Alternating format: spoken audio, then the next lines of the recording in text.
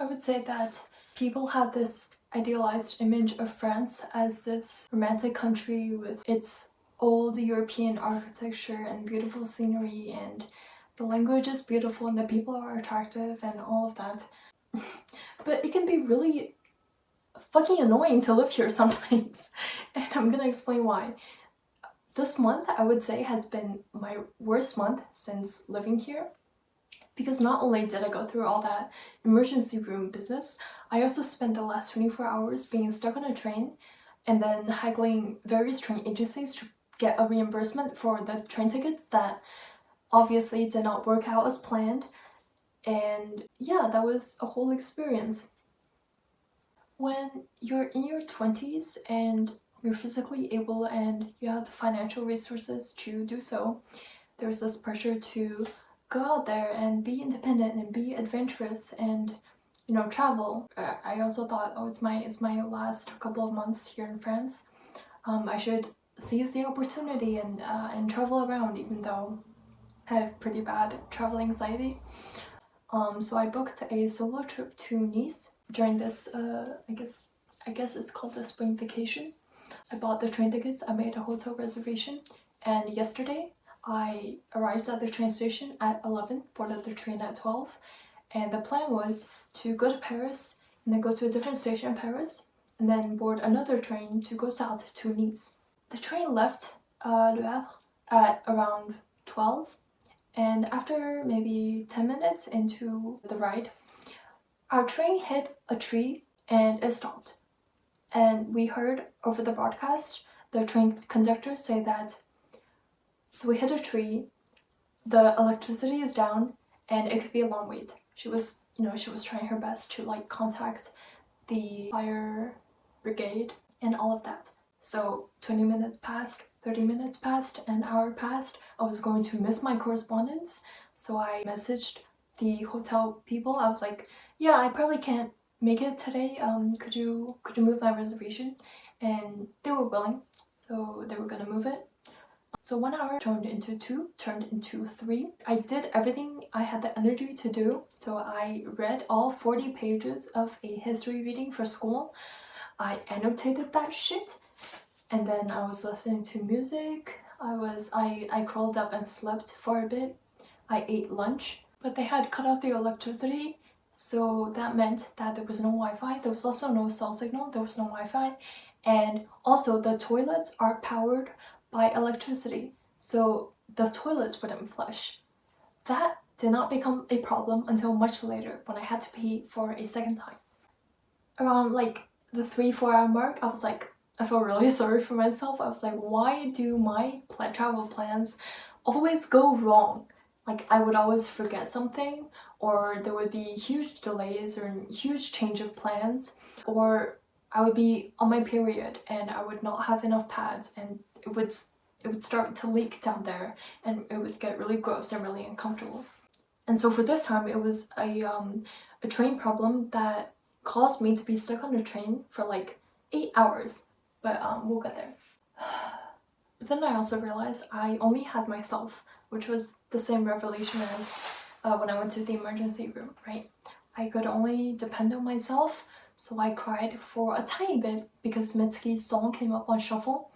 But then after that song passed, I pulled myself back together. I was like, okay, if I panic, if I feel in any way out of control, then I would just suffer more than I was already suffering, right? So I took deep breaths. I told myself I needed to be calm, which was hard because there was a lady in another car who started having several panic attacks.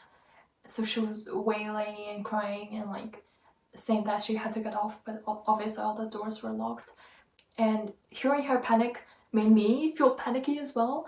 So I fought really hard to suppress that feeling because I didn't know how much longer I needed to wait on the train. The electricity had been off for like 6 hours at that point. The train had good insulation, but it was still several hours at that point, so it started getting cold. And I didn't know this, but the toilets started filling up because no one could flush because there was no electricity. And it was, approaching the brim with various people's piss mixed in there. At that point, I was so tired and like delusional that me, of all people, just wanted to have a normal human interaction, and I really wanted to just start talking to strangers. I would look at people on my car and just really want to talk to them. So at first I talked to two old French ladies, and they were like, "How are you?" And I was like, "I'm really tired." And yeah, they were good sports about it. And then I talked to this guy who was not very good at French, so we talked in English. And then like the second question he ever asked me was, "Are you married? Do you have a boyfriend?" Would you ask a man that question like 2 minutes into talking to them for the first time? No, right? So why the fuck would you ask that question to a female traveler? But at that point I was too tired to be angry or anything, so I was just like, okay. And I left and I walked around and I moved to another car.